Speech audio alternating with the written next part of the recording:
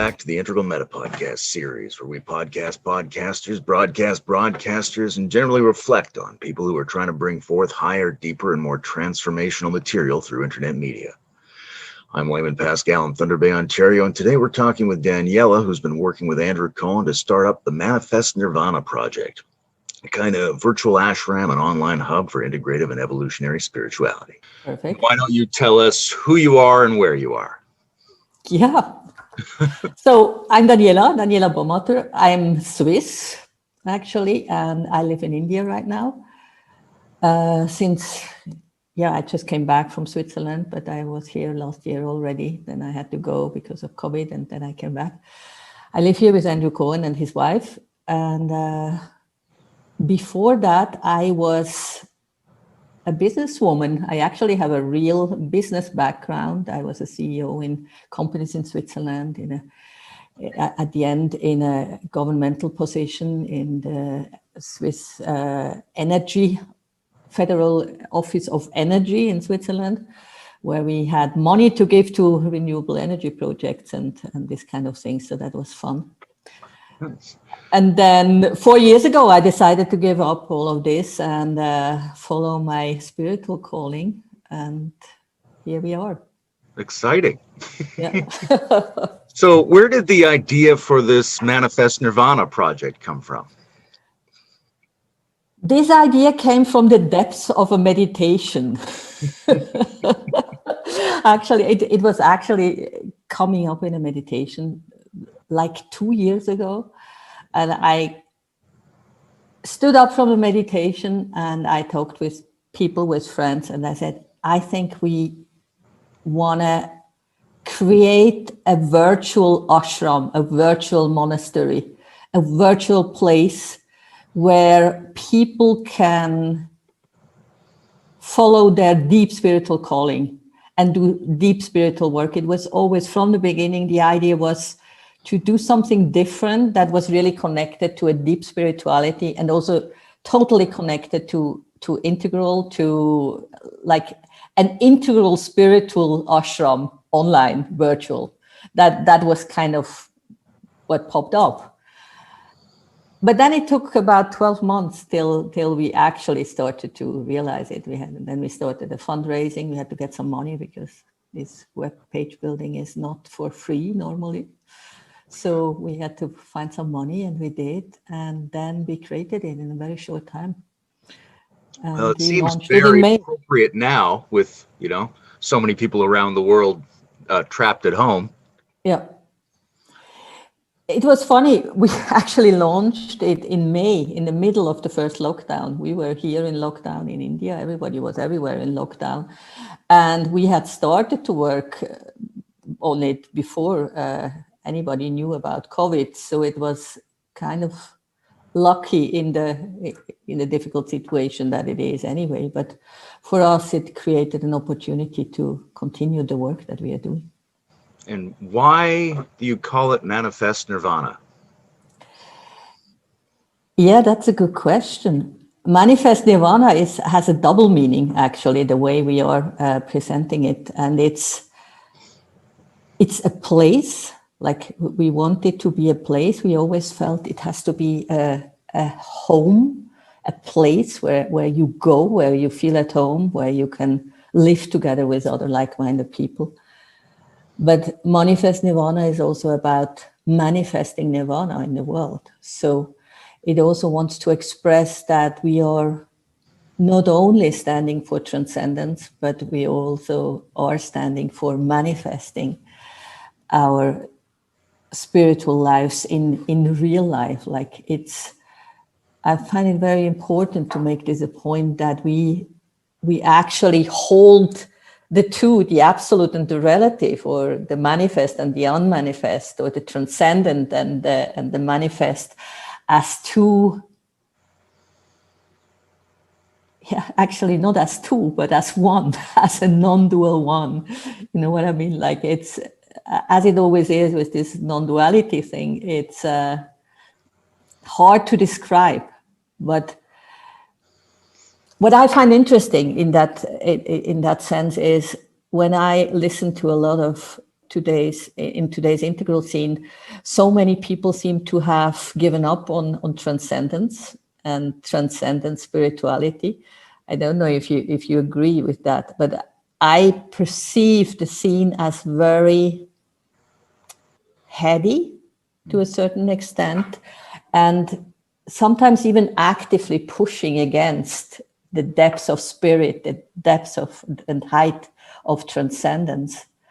And I think that's not ideal for us to move forward. And we, with Manifest Nirvana, we also kind of point to, in integral language, to a turquoise consciousness, to a turquoise structure stage, like this place where the waking up and the growing up start to come together, like slowly, just as a vision to see, like, we want to transcend the mind, we want to transcend ego. Ego is a big thing still. And we want this awakened mind then, we want to have it fall on a turquoise consciousness, on a turquoise and integral structure stage that is able to hold this awakening beyond ego. And that's the vision. And I'm not claiming for a second that we have already arrived there. I wouldn't want to do that. But we hold it as a vision that we want to strive for, and that we train for, and that we work for, and that we develop into, hopefully. No, I think, it's a very beautiful thing to think about bringing traditional spiritual consciousness together with higher stages of understanding the world. Exactly. My sense of what's going on in the community is, I think a lot of people are busy trying to fold in social and political and economic issues. And I think that's if we look back over the last 50 years, we sway back and forth, whether we're focusing, people don't drop their spiritual practice, but they do. Like right now, I think everybody's very concerned about how we grapple with politics, economics, the things that are going on in the world, because that's the other half of a utopian vision. Absolutely.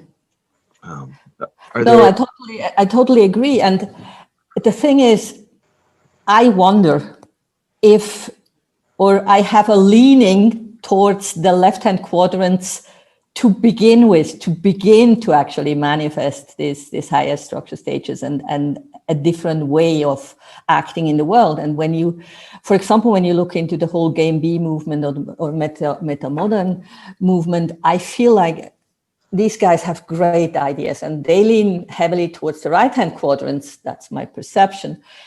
And then I just wonder, is it really possible without the inner work? Is it possible without the work that we have to do in the end to, kind of this old thing of transcending the ego, which I find still relevant. And I don't find many people that do find it relevant. And at the same time, it looks like communities often grapple with ego questions again and again. Communities fall apart because egos clash.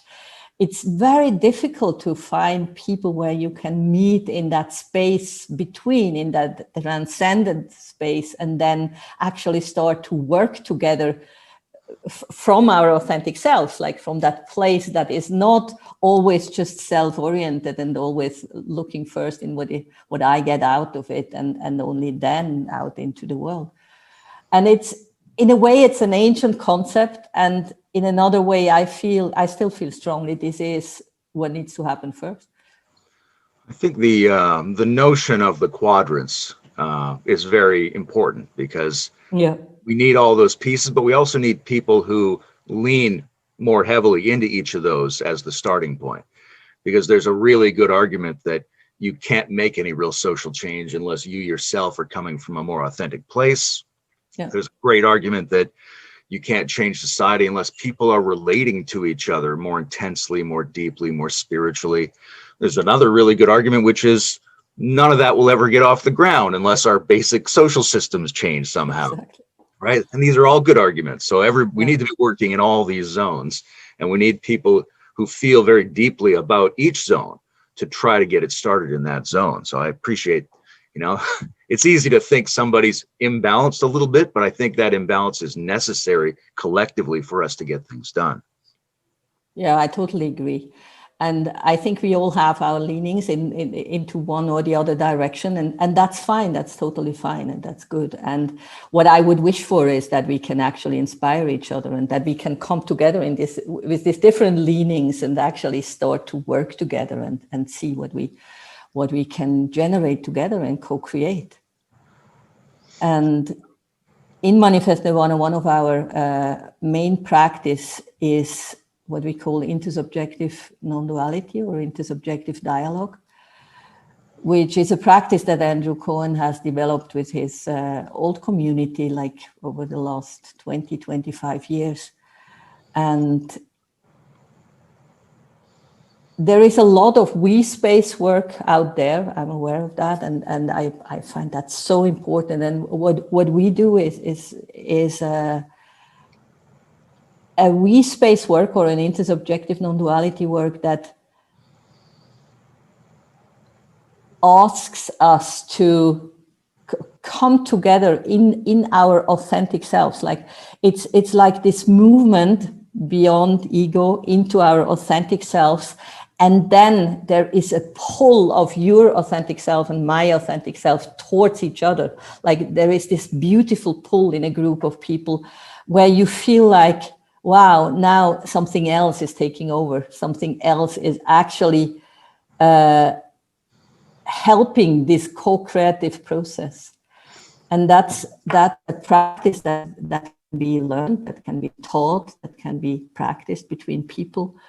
And for me, this is one of the most amazing tools that we have today to get to a point where people actually can start to co-create in a new way from a different source.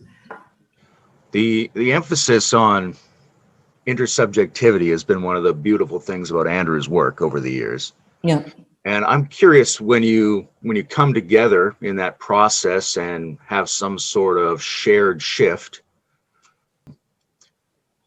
is it mostly just experiential, or do you find that whatever starts to show up there has urges, has plans, moves you collectively toward action? Is it what sort of a thing is it? Is it mostly a shared experience, or does it prompt you? Does it move the group in certain ways toward things? Yeah, it definitely moves. When it really works, it moves. And I also want to be very humble about how I describe it, because it actually takes a lot for it to really take off. So you can start with a group to train, to practice, and it's all about, in the end, it's all about listening, deep listening. It's about being more interested in what we don't know yet than what we know already. And then respond to what comes up in yourself and respond to what is being said by the other group members.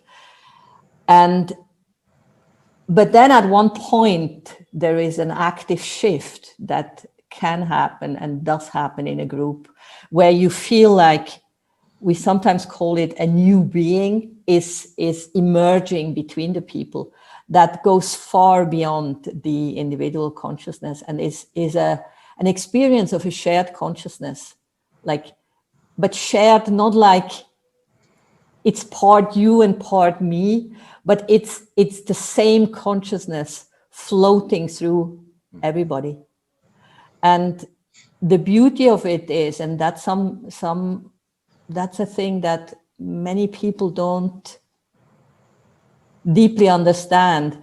What happens on the other side of this movement is that you find yourself in all your sovereignty and autonomy still, and you feel you are totally connected with everybody.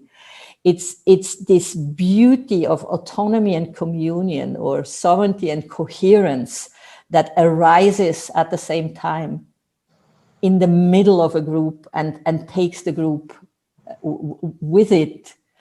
And that is so magic and fascinating and so real when you are in it, because it's not a merging of that makes everything the same. You know what I mean? Like you literally find yourself with even more autonomy and more of who you really are in the midst of this collective emergence.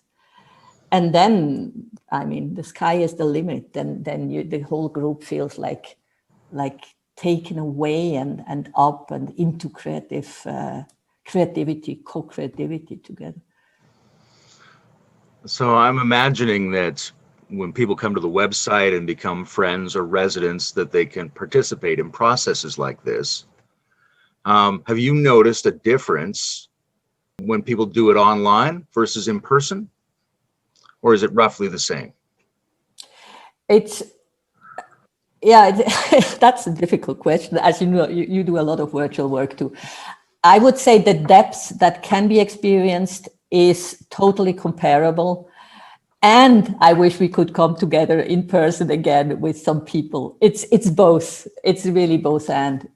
But in terms of the spiritual training and the practice of intersubjective dialogue, the Zoom environment works perfectly. Like there is literally no limit. And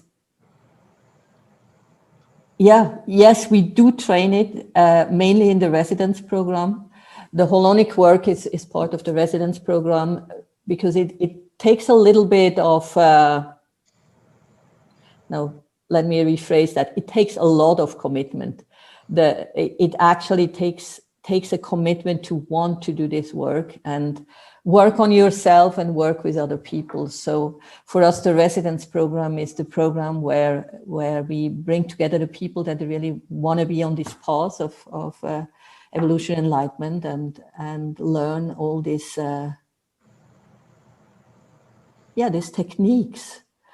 And the friends level is kind of that membership level where we invite people to get to know us and get a feeling for what is happening. And you probably saw we also have a living room where people can gather just informally, and the residents have a kitchen where they these are all Zoom rooms, but it's really fun to do as if this was a house where you actually meet in the kitchen or you meet in the meditation hall. And then, like, for example, we also have a WhatsApp group where people announce when they meditate in the meditation hall. So as we are spread all over the world, like it's from West Coast America to Europe to here India, where we have people in the community. So the times are not easily to be coordinated. You cannot say we meditate together at 6 o'clock in the morning. That's just wouldn't really work. So what we do is people announce in WhatsApp, I'm meditating now in the meditation hall. They go into the Zoom room, they meditate, and often other people then join and say, I'm joining you. And then there is a high likeliness that you are with quite a few people in the meditation space.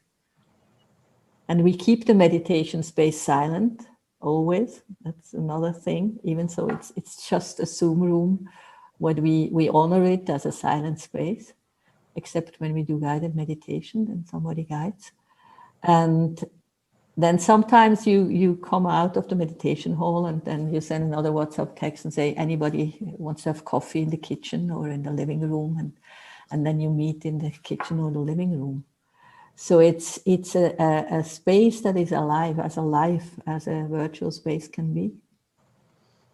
You know, one of the things that interests me is the aesthetic juxtaposition, because like right now, online and in Zoom, there's a kind of, you're just in someone's life wherever they are, right?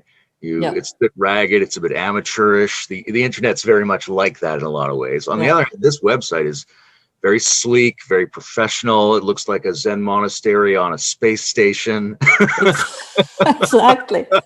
Oh, that's beautifully said. I love that. Like, I don't know. I don't really have a question about that. I'm just interested in the, because each one of those is going to be really attractive to some people and to some parts of us. Yeah. And then also make people a little bit suspicious. If you came and just saw the website, you might feel, well, I don't know if that's, open and ragged and chaotic and natural enough for me. But the side with the Zoom encounters is definitely going to have that just the chaos of personal lives unfolded. And it's interesting to me as well, because I think maybe people have this question about Andrew a little bit. His style has been very, holding clarity, being kind of professional and less casual and things like that over the years, Yeah. which is attractive to people. But they also think, well, where's the space for my haphazard, humorous human condition?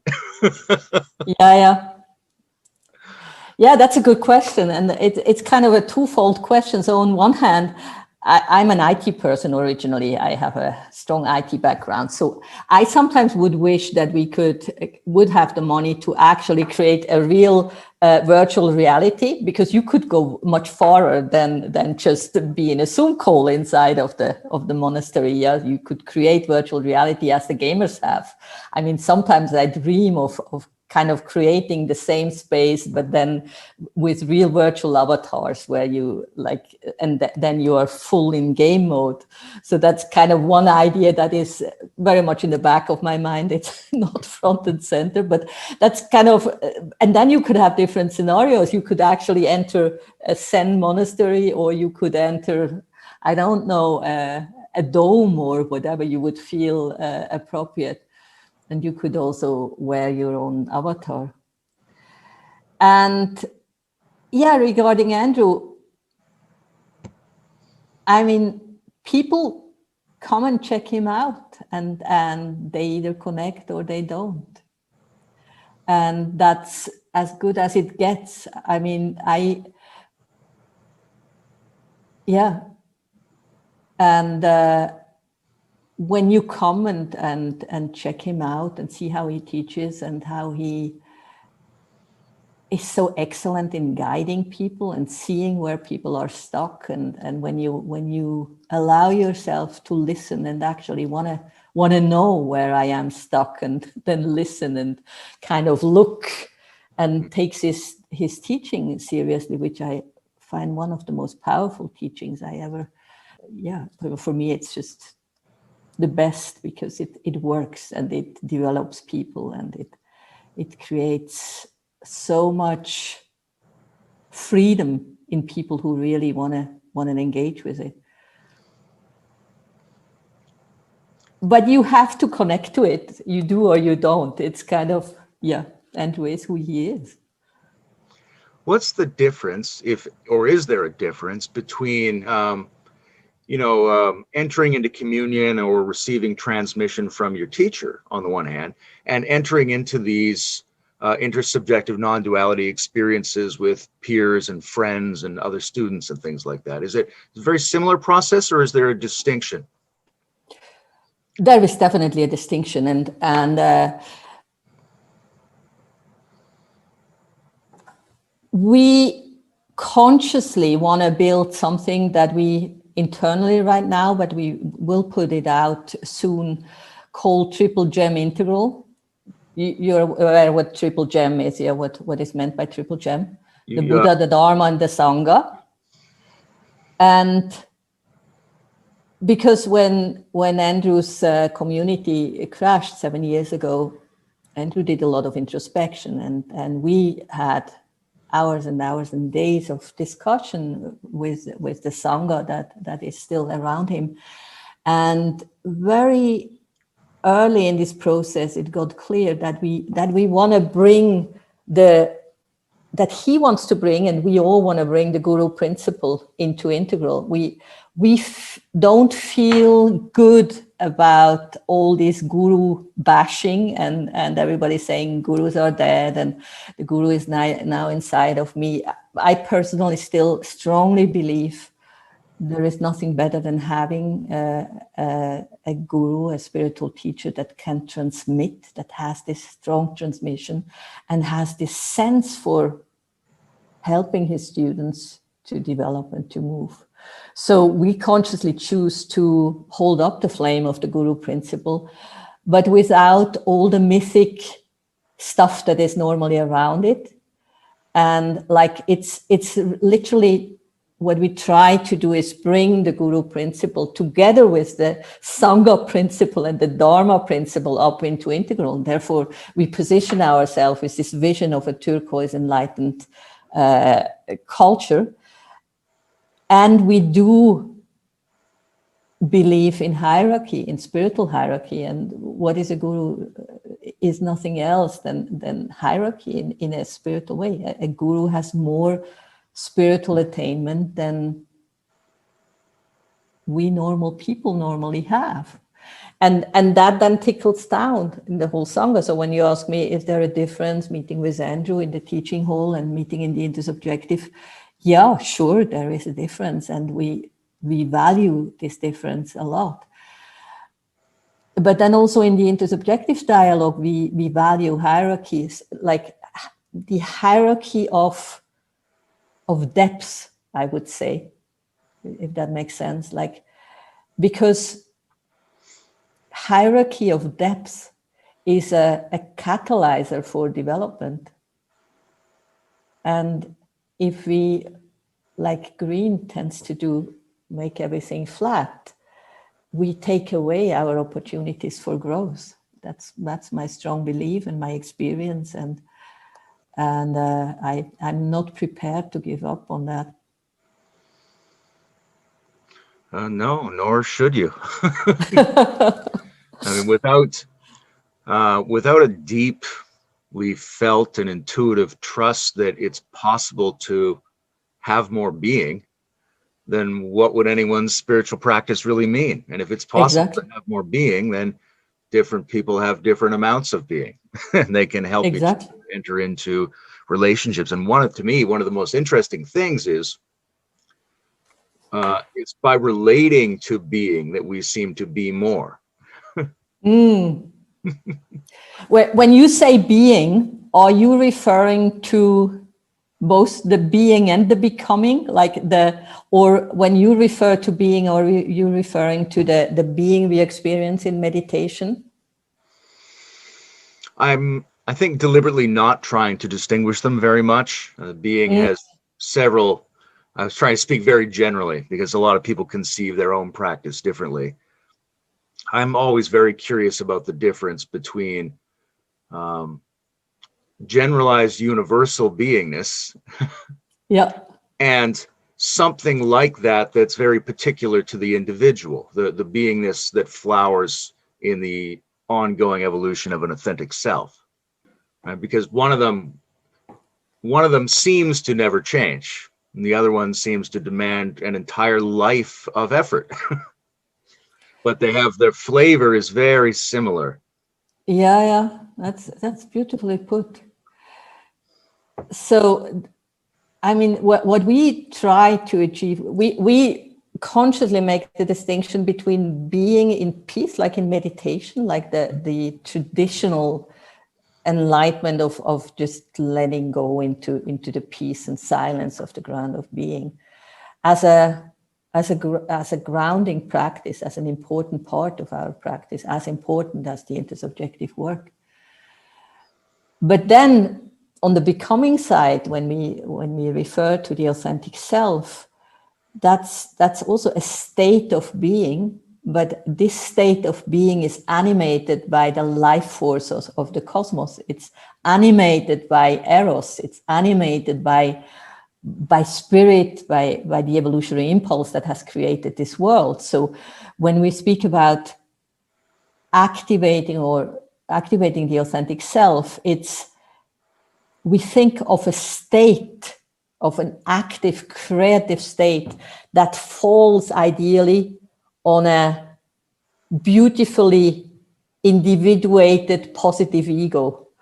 That's a way to put it. So when we kind of speak about going beyond the ego, it's going beyond the negative ego. It's going beyond the victimized ego, the ego that is over personalizing everything, that is stuck in his and her own story. But we do strongly believe that you need a beautifully developed positive ego, and ideally in the integral structure stage, because the ego is where the stages sit, in my understanding. So you want to have an integrally informed positive ego that is then illumined by the authentic self, that can beautifully kind of shine on that individual's structure. And that's where the magic happens in my experience. That's where you feel the freedom of becoming, the freedom to create, and also the freedom where creation seems to happen from the inside out. It's not an effort, an act of effort, but you surrender to that authentic self, that eros energy, and here we go, and then everything unfolds from there. What sorts of ego refining and ego developing practices go on in the community then? If you're, unfolding the ego so that it's more ready and more richly able to experience and embrace, an illumined consciousness. Mm-hmm. How do you work with people to build them up so that they are more complex, more ready, more authentic, more of a positive and rather than negative egotism? Mm-hmm.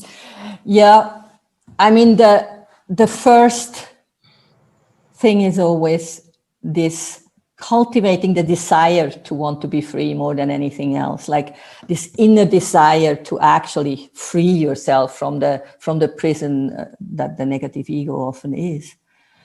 And then from there you want to, and that's what we train, is you want to take responsibility for your own karma, for where you come from and where you go, like this taking full responsibility for who you are. And to be able to do that, you have to face everything in the world, nothing. You have to look into all the parts that you probably normally wouldn't want to look into. You have to see them, and then you have to, and you can choose not to act from there. So I would say it's mainly a practice of making these parts conscious and decide not to act, and live with the fact that some of it probably will never totally disappear, but that you are empowered to decide not to act from it. And the making it conscious is, from on one side, it's parts come from Andrew, who is very good in seeing these parts. If you are a committed student, then you are in a relationship where he will work with us like this. And it also comes in the intersubjective dialogue. It's interesting when you try to meet each other in the authentic self, it gets very quickly very evident what is in the way in each and everybody, and then you can start to work with that. But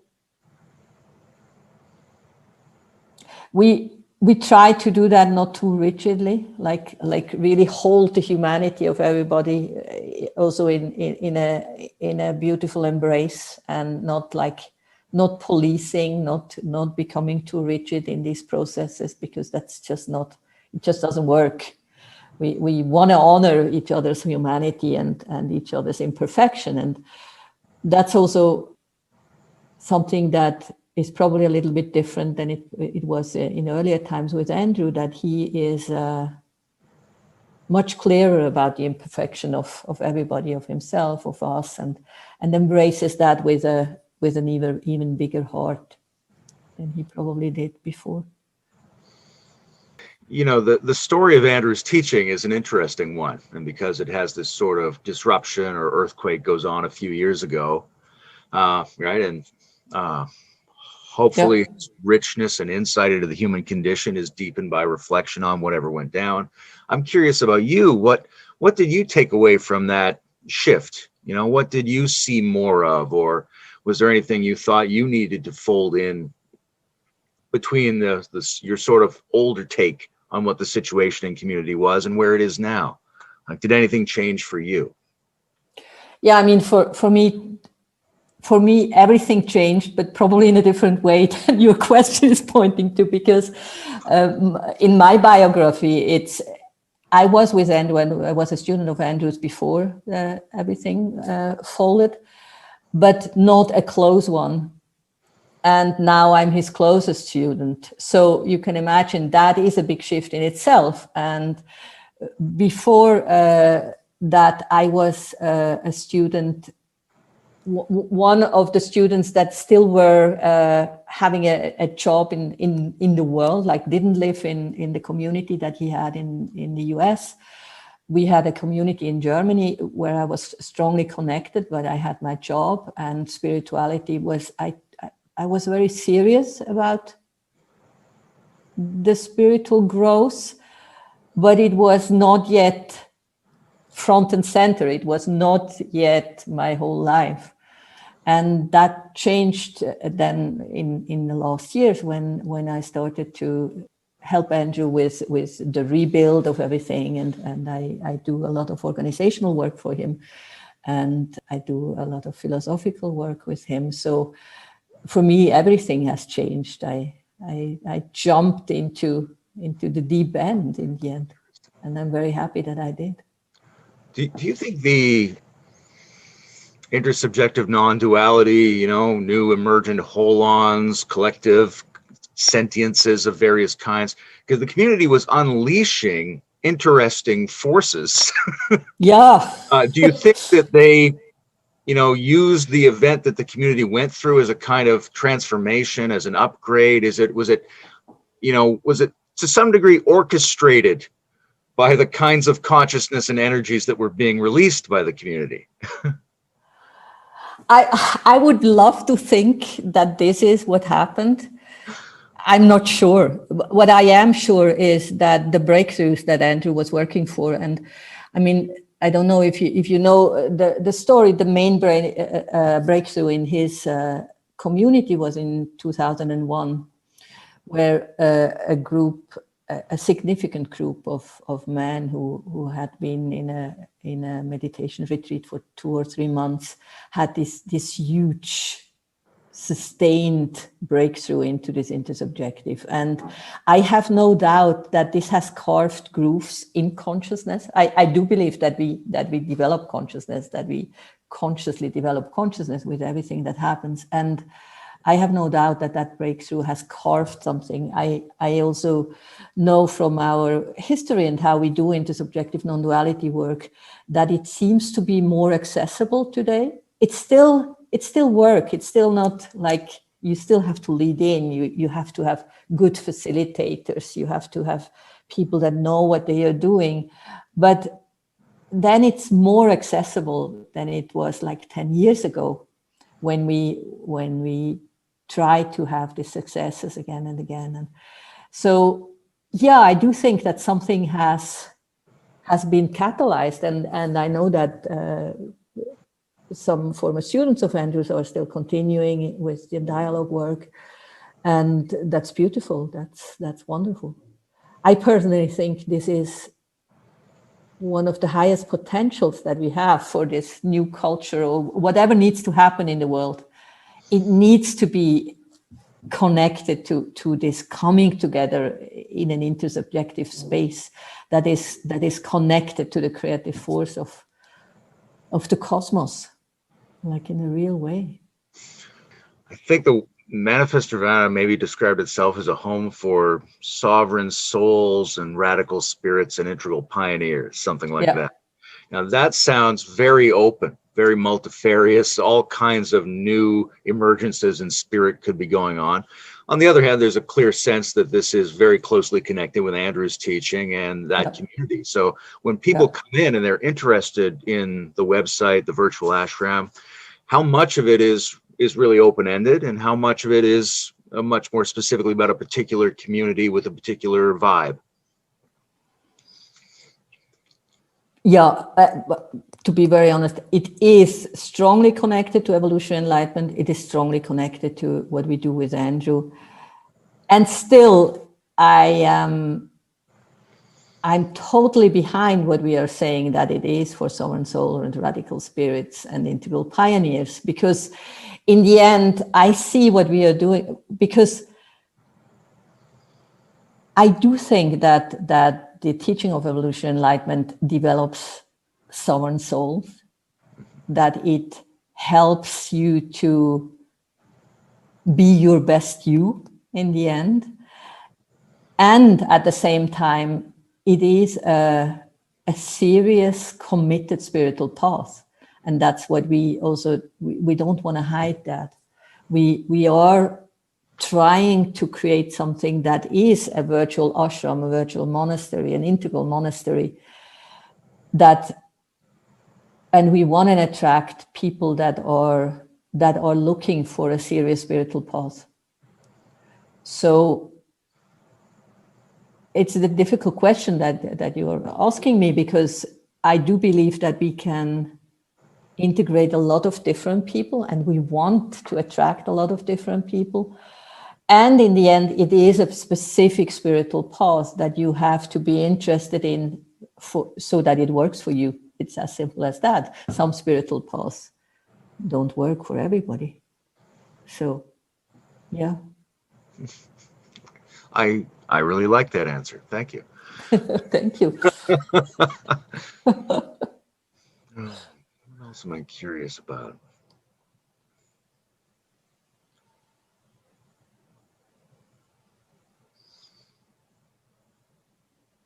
Can I ask you a question?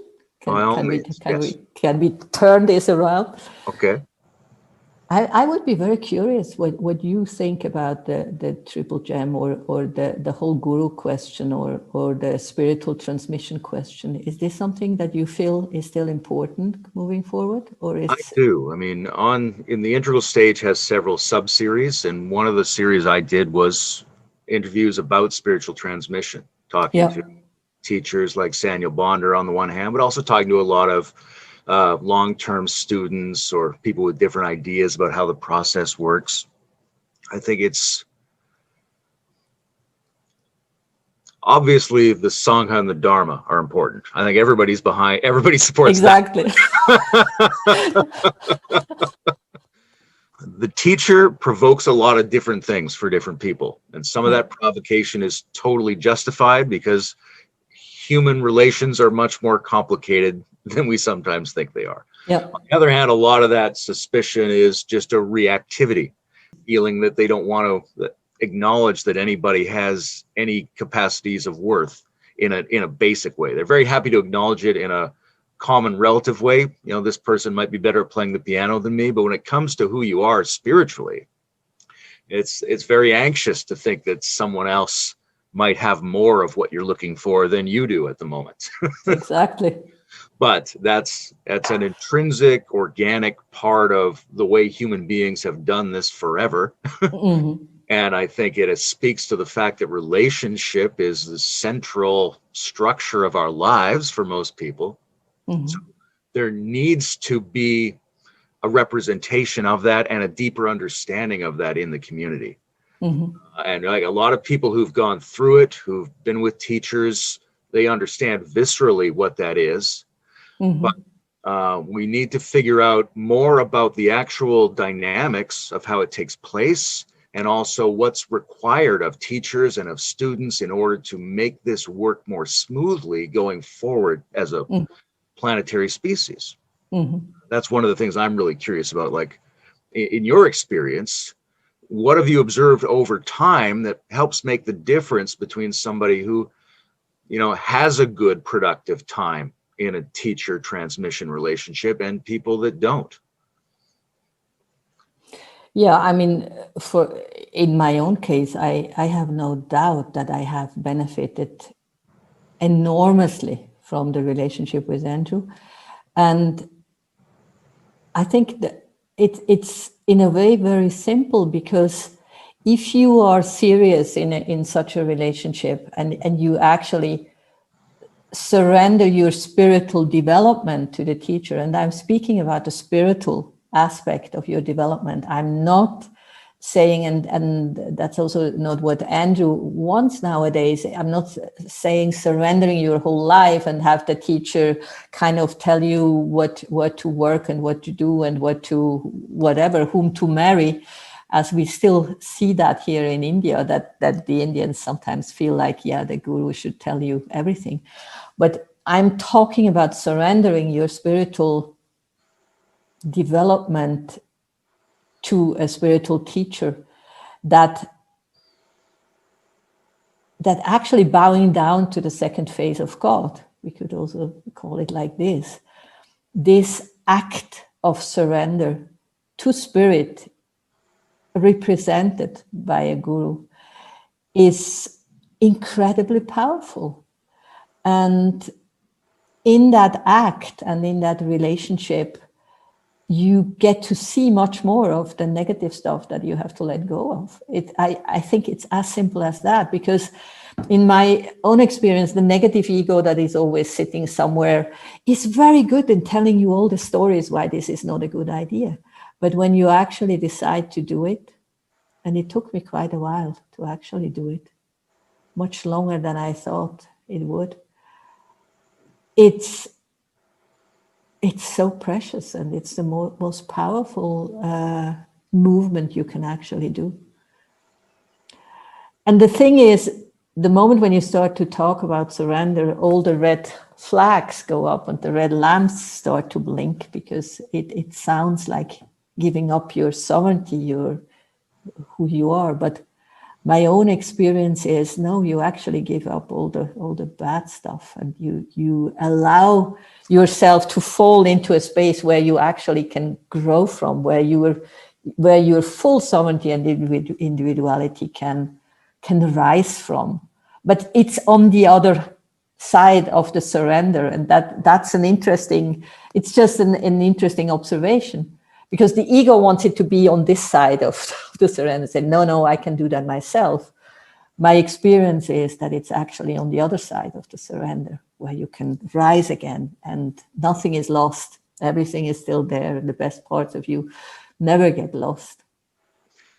Yeah, words like surrender are, they're tricky, because sometimes I think maybe this old terminology that we inherit from civilizations that had very rigid and sometimes dangerous and misleading hierarchies, maybe we don't need to talk about it in those terms.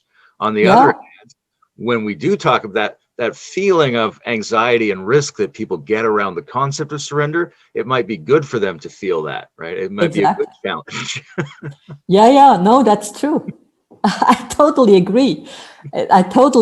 And sometimes it's fascinating how this anxiety comes up very quickly before anything is demanded of anybody, but like this, there is an anxiety of the ego against being transcended.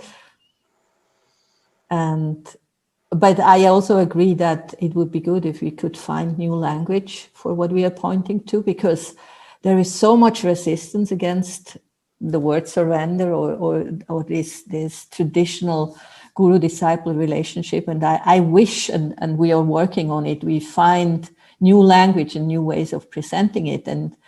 But in the end, we also have to be clear, the act itself is what it is. It's surrendering to something that is beyond the small self's understanding. And that's what it is, and always was, and always will be. And however we call it, it takes courage, and you have to do it. You either do or you don't. How did you come to do it then? How did you, in your life, how did you make that shift to a person who was capable of surrender in that sense? It was in this close relationship with Andrew that in the end I was able to do it. And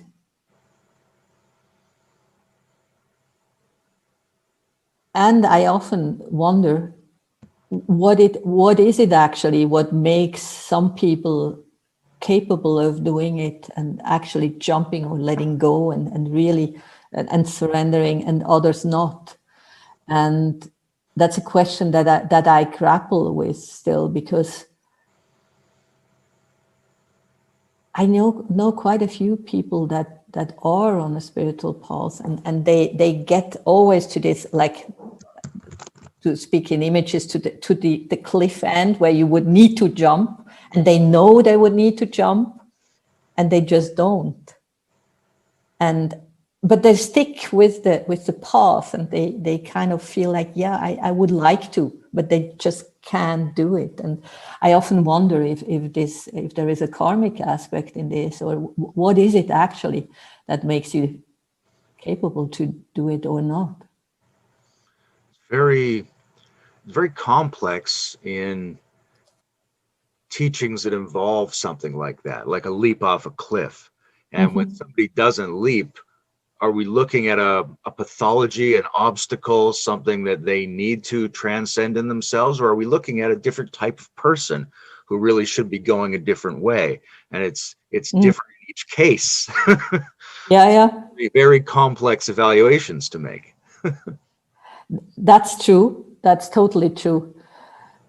But I also, in my own experience, I wonder if you share that too. When you sometimes see people that are deeply caught in their small selves, like really like in this prison of small self, and then sometimes something happens, or they decide, or something happens to them, and they open up, like literally the small self falls away, and they end up being in the authentic self. This shift that then happens, where you actually see a different person in front of you. This, for me, is the most important insight. This is the reality of such a spiritual path, that you can actually, you can see, you can feel if somebody is imprisoned by their small self, or in their small self, or if they are free in their authentic self. And I agree with you. I don't know if everybody can go. No, I'm quite sure it's not for everybody the same path. But where I'm sure is that there is a shift that is actually possible in every single moment, that can catapult you out of the small self into your authentic self. And sometimes it's almost not recognizable how different people then are. I find it endlessly fascinating to see these shifts, even in oneself. Yeah. when you kind of slide back, and you find yourself in all this petty, small mind stuff, and then you actually manage to shift again to the bigger perspective. It's the most beautiful thing. It's fascinating when you've been doing it for a while, and then you slip back into your small self, and you can hardly believe that used to feel normal. It's very disorienting. Yes, that's yeah. Yeah, no, that's true. And still, I mean, sometimes it's scary how it still can feel real, like the small self, the reality that the small self has, even when you have seen the other side. I find it scary, and I'm very humbled by seeing how big this path actually is, like to stay in the freedom of the authentic self. It takes a lot. I'm very impressed by the diversity of human beings. I always, I have certain personal experiences and a sense of myself and people, and I think, well, this is how people work. This is what's natural and normal. But I can't rule out the fact that there might be a lot of people who are just built very differently. So I have to give credit to that. But nonetheless, it does seem like there's a more and less real part of the self, and that the real self got submerged somehow fairly early in life. And it's only as old as it's had opportunities to come out and breathe. If you only let it out for 5 seconds, it's 5 seconds old. Exactly. So it's like this whole other being that has to be matured to the point where it can sort of start living your life. Yeah, exactly. And that's where the liberation comes from, and that's where the potential comes from for people to meet in that space. For me, like what we call the authentic self, when people meet in their authentic selves, that's where, because the way Andrew teaches, he sees the authentic self as only one, like there is only one authentic self that animates all of us, and that is craving the connection, like my authentic self seeks your authentic self, or all the authentic selves in a group. And that's where the magic comes from, when the authentic selves actually can meet, because all the egos are sitting in the back seat and all the authentic selves are in the front seat and consolidate as one single force. And then you can, then you can create. When you think of the authentic self as just one entity, do you think of it as something that has eternally been part of the structure of the universe, or do you think of it as something new that's getting started? No, I think of it as something that has animated the universe, as the creator of the cosmos, as God, however we want to call it, as the creative force that we can allow to take over this vehicle. It's a state. And it's, I do believe, as consciousness being primary. And I know in the integral scene, there is a lot of discussion about that. But for me, this is reality as I perceive it. So in that sense, the authentic self is the creative force that has created the universe, or many universes, or what do we know? But it's this force. And when we step out of the way with our small selves and allow that state to take over, and then respond with all we have, with who we are, with the sovereign individuals that we are, and all the skill sets that we have, then we can be beautiful people in the world and actually change something. There is a lot of discussion about the primacy of consciousness in the community. Yeah. And it's actually two different types of discussions. One discussion is between people who haven't had the experience, and it sounds either they just believe in it without having had it, or they denounce it because they haven't had it. Exactly. The other discussion is between people who have had it and aren't sure what that means in terms of how they think about the nature of the universe. Okay, we see, yes, I saw that thing you're talking about. What does that mean? Does it mean it's real only when we're there having that look? Does it mean that it's real when I describe the universe over here? Then I think that's a very rich and fertile philosophical discussion. Absolutely. I mean, I would never claim that I know the truth about that. But if you ask me what I believe, what I feel connected to, it's that consciousness is primary. And for me, then the world makes much more sense to look at it like this. And I also don't agree with the people that say that this is a pre-rational interpretation, a mythic interpretation. I do think that you don't have to be pre-rational, that you actually absolutely can be trans-rational and believe in the primacy of consciousness. Because I consider myself a very rational person, and all my upbringing was very rational.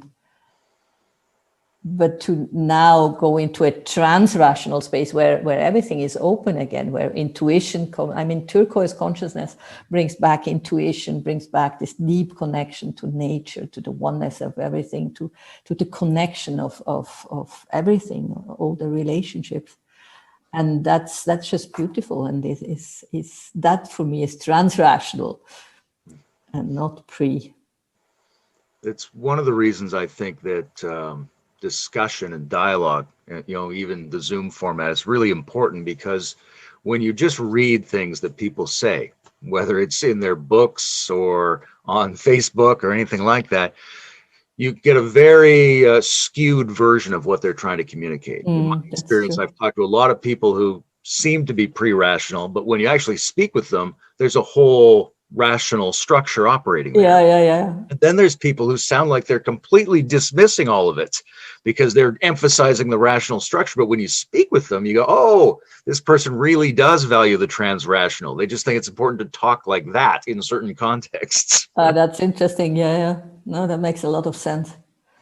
Yeah, I mean, the written word, especially on Facebook, is totally limiting our ability to express ourselves. I agree totally. Yeah, there's an interesting, I'm always curious about what the proper etiquette is for higher spiritual and discussion communities going forward, because you need people to feel very free to bring in conflicting perspectives and anarchic energy and things like that. But you also need to hold space for there to be a community. Yeah. When you read someone's messages and start thinking you have an idea of where they're coming from and you want to counterbalance what they're saying with something you think they're leaving out, there's a lot of that in the integral community. Yeah. I always think it's really important to personally hold the space of giving credit, seeing what else they might mean behind that, remembering that if you spoke with them, they'd probably be a much richer human being than their messages would lead you to indicate. I think that's part how we have to, the posture we need to take with each other is important in setting up these communities. Yeah, no, I totally agree. And we also have to take the time to, as you say, to actually talk to people and find out what people mean by what they are saying from the depths of their being. That's also where sometimes I think integral theory has its limits, when it's too rationalized, too much quadrant and states and stages. And I give myself workshops about structure stages mainly and quadrants in combination with evolutionary enlightenment. And I always try to do it in an experiential way, like take people on a journey, not show any PowerPoints, not show any theory, not show any big words, but actually go on a journey up the structure stages with people. And that's something that works really well also on Zoom. And then literally people can see the structures in themselves and in culture, and then you get connected to it. And then it's not the same as just reading about it or making it a theory. Yeah, there's fascinating philosophical and intellectual richness going on among people who have the lived experience of what these things are. There's a very similar conversation going on among people who've just heard about them or hold them abstractly. Yeah, exactly. It's often hard to tell the difference between those two discussions. Yeah. But one of them is very important. Right? The people for whom it is only an idea need to embody it. They need to live up to it. And part of that is also just talking to other people about the idea you hold. And that's a very natural way to assimilate it a little bit. Yeah. But once people have got it, then you're like, that's the really exciting time, because then they can start challenging it, or they can build another one that's similar and compare the two. I think for me, the richness of the community in the last few years, and I hope going forward, are people looking at slight variations between different types of integrative and developmental models. This person phrased it like this, but this person phrased it like this, and that might, right? And somewhere between those, like you say, intersubjectively between people when they're doing collective spiritual practices, between the different versions of what the theories could mean, there's a whole in-between universe waiting to be born. Absolutely. I so agree, because, and in the end, we can forget about all the theories. It's anyway not sharp borders between stages and structures and everything. This is one thing, one structure, one reality unfolding. So I love to think about all these structures as like an expanding reality where we start to understand more and more, and never enough. There is always more to find out, and more to experience and to find and to be able to put in words. And especially when we really claim to be on an integral level. This whole integration of the first tier stages, I find it such a big deal. It's not that this comes easily. I still find it very difficult to fully integrate it, like what the theory says, that actually we should be able to relate to everybody on every single stage and understand exactly where they come from. I find it difficult. It's a challenge. Absolutely. We don't magically become the perfect integral diplomats. No, no, absolutely And also not. we only, if I understand my own rooting in traditional rural responses and things, I identify with a part of my life, but I only went through the part of it that I went through. There's lots of other people who Yeah, yeah. don't necessarily know how to relate to, because their experience of, say, a red stage of development was very different than mine. So even if I really integrated my own experience of it, I might have no idea how somebody else went through it, even though there'd be general commonalities. Exactly. No, that's so true. And yeah, I still don't know how I would address Donald Trump if I would meet him. I If used to, they, when I would give talks, I would talk about different development on different developmental lines. I would start to paint this picture of a person who was morally kind of a barbarian and emotionally able to resonate with the great ethnocentric symbols of his yeah, nation, of one yeah, particular race, yeah, right? Who speaks like he's a rational modern businessman and yeah, does so in the context of postmodern communication technologies like Twitter, right? And everybody can guess I'm talking about Donald Trump as I build this. exactly. That's cool. Yeah, yeah. Other than Andrew, who are your spiritual and philosophical heroes? Who have you really been influenced by or appreciated? Yeah, I mean, obviously Ken Wilber and Don Beck, Spiral Dynamics. I think I'm a little bit more Spiral Dynamics educated than even integral, like theoretical integral. And I didn't have a lot of other spiritual influences. I kind of jumped into this teaching with Andrew 13, 14 years ago, like full-heartedly out of an orange business life. I jumped into this relationship and here I am. So, Okay. yeah.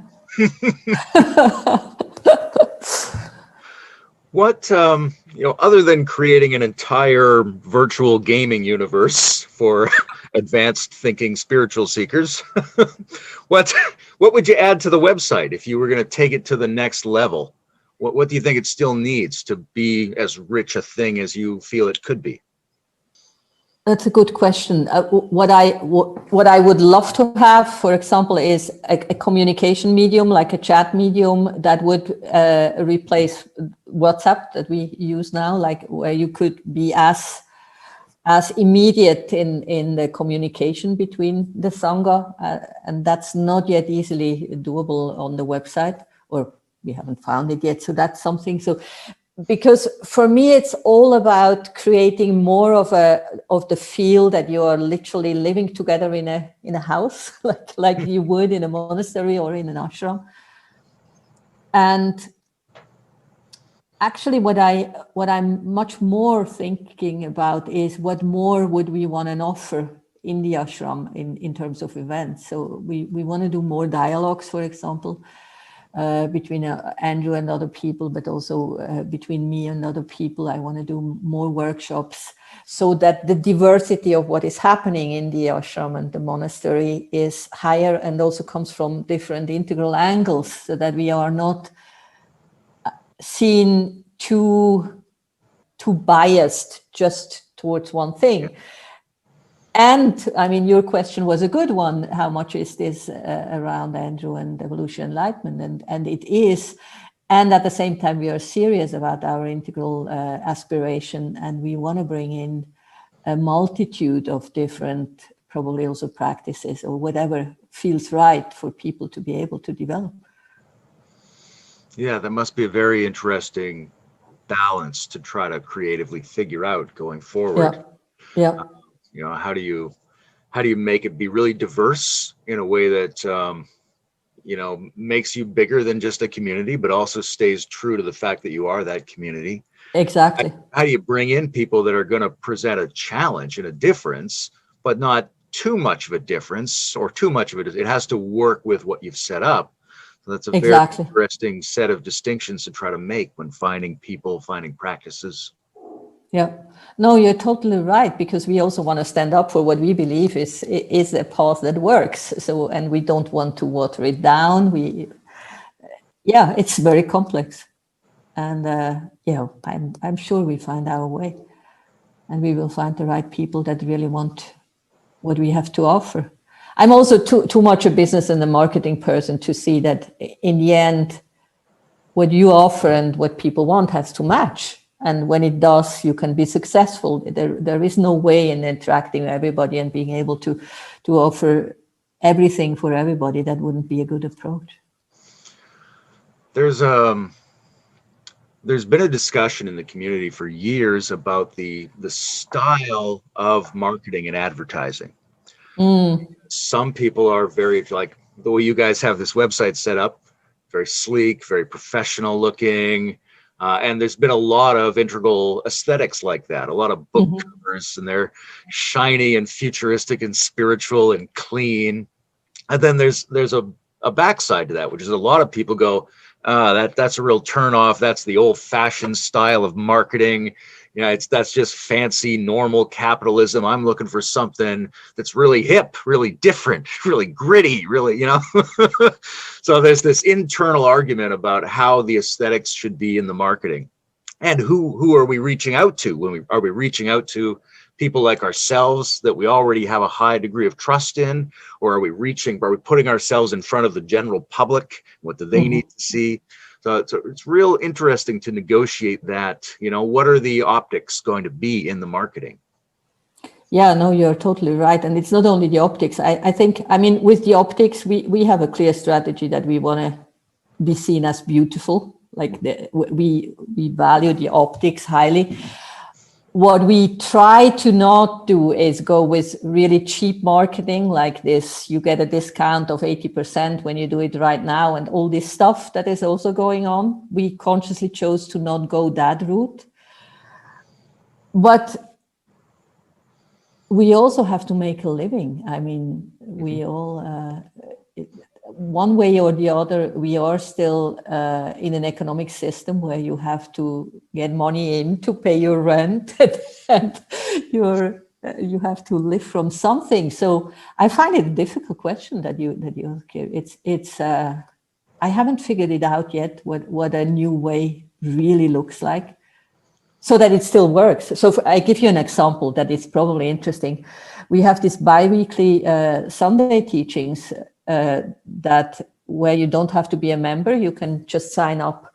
And for these teachings, we offer a ticket for $0 for unemployed and students, something like this, a ticket for $25 and a sponsored ticket for $50, and people can choose.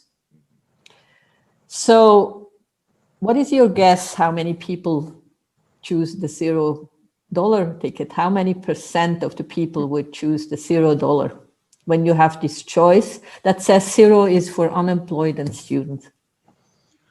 I would guess that probably not very many people choose that one, because I think a lot of people who would be interested would want to give something. You see, that was my guess too, and it's wrong. 80% choose the 0 option. And we still go with it. We hold on to it. And I'm still waiting for the moment where people will kind of pay anyway, or pay every second time. At the beginning, I thought, okay, probably people say, this time I take it for 0, next time I will pay the 25. But that's not how it works. So my question to you is, how do we get to that new economy, like this game B-like thing, when people don't seem to see value in this kind of offerings, that they value in the sense that they would want to pay?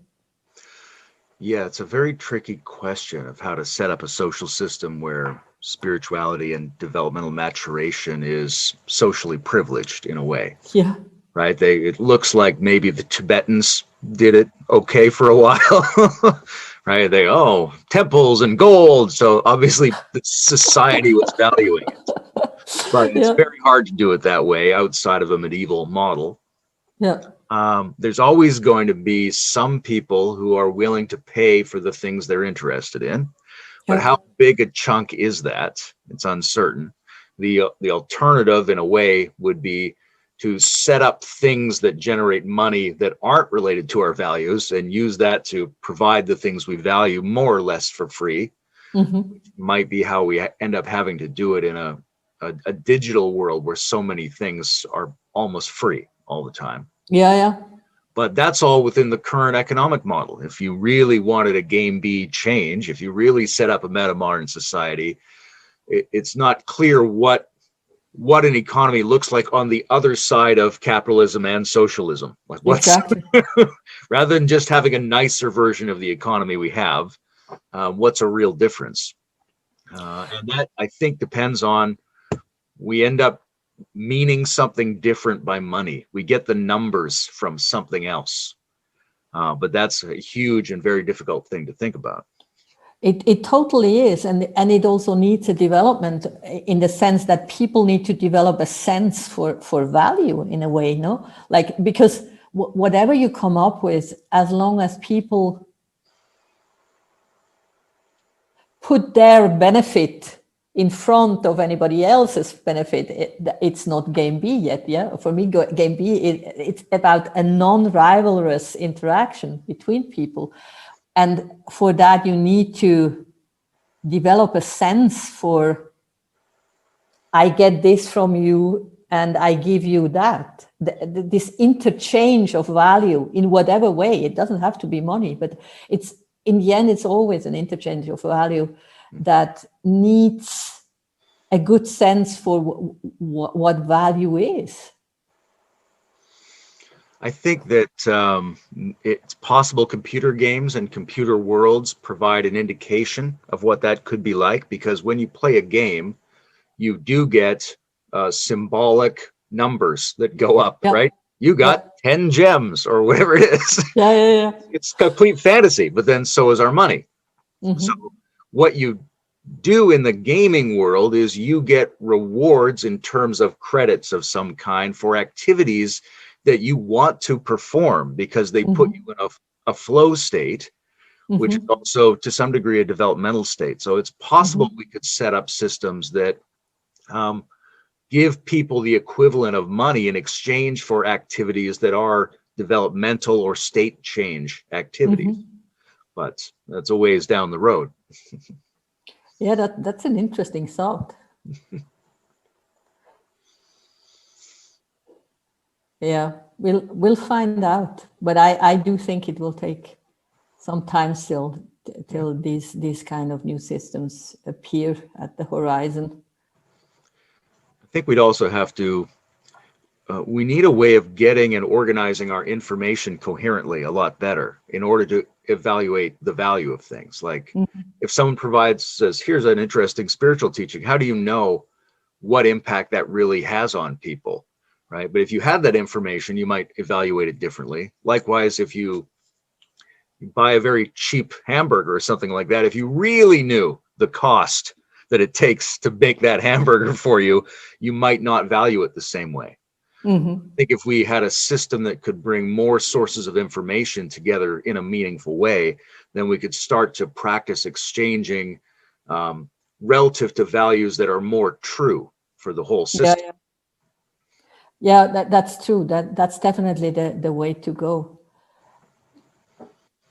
There is a movement, I only know the German name, that tries to replace the financial balance sheet with a value-based balance sheet for organizations, where you would value the sustainability of the products, the suppliers, the supply chain, how they treat the employees, everything that is relevant for a sustainable organization. And then it just came to mind because you mentioned the points. You would get points instead of a financial balance sheet. You would get the sustainability points, and then these points could, for example, be printed on products so that the consumer could see, oh, this is a company that has high sustainability points, and could then buy those products that have higher points and not lower. And that could change the whole economic system in the sense that it would not be financially driven, but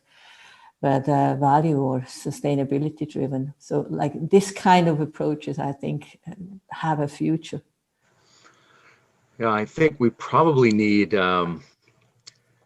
we need a nicer, smarter capitalism to stabilize so that we can start working on those things. Exactly. If more countries looked the way we imagine Denmark and Sweden look, then that would be a kind of version of the modern economy that would run well enough to give us the opportunity to work on a real change. Yeah. Yeah, absolutely. Feels like a big task, no? A huge task. Amazing. It's partly, it's one of the things I find really interesting about integral models and other meta level models is maybe they provide us with the categories and the variables that we need to look at in order to change a system. Because, what would we need to know about people? What would we need to know about markets? What would we need to know about the ecosystem? And which dimensions will we have to look in to get that data? I think we really need a pretty good map, especially when we're sucking up information from all the people on the planet all the time.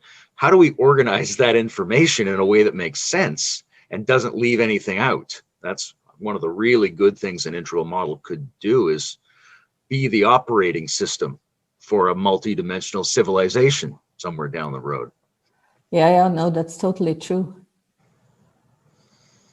And how to do that, like really moving forward, what I find also a fascinating question is, when we look more right-hand quadrants, how do we build these new systems without this idea of having to go back somewhere? I sometimes feel there is a lot of movement that is talking about going back to the villages, like make it all smaller. And I can see why one would think so. I just cannot yet see how this should work with 7 or 8 billion of people. So I still have too much orange and modernism in me that I think we have also to think big and see how we can create the big systems with some more or further orange thinking that is capable to find solutions that are more sustainable, but also are sizable. I don't think we can all go back into the woods and have these little 150 people villages there. I don't think this is how it will work. No, it's a very lovely image, and something, it speaks to something we need in our lives. Whatever big system we set up has to enable people to get in touch with archaic dimensions of themselves more easily. Yeah, that's beautifully said. I think there's also, there's a left and a right at every stage, right? And so when we think about the future, some people will think about that future in terms of drawing down and going back and conserving old things. And some people will think in terms of setting up new big structures. They, at each level, ideally, they work better with each other. Yeah. Always be this polarization of types in people. Yeah, that's true. And ideally, we work together with all these different ideas and find ways to combine them and to make them available for as many people as possible. I think of when I was a boy, I watched Star Trek: The Next Generation. It was a big TV show. And there's the Federation, the Interplanetary Federation, right? But then they always land on the planet. And on the planet, it looks like it's 10,000 years ago. They've got their little well and their little village and just a few small super devices. Yeah. So I think it's like the left and right hemispheres of the brain. They're built to work together somehow. Yeah, that makes sense. Yeah, even now in Star Trek Discovery, they have gone 1,000 years into the future, and it's still kind of the same, no? Basically. Yeah, It's funny. It has to do with time as well. I think I sort of imagine there's more richness of time at each level.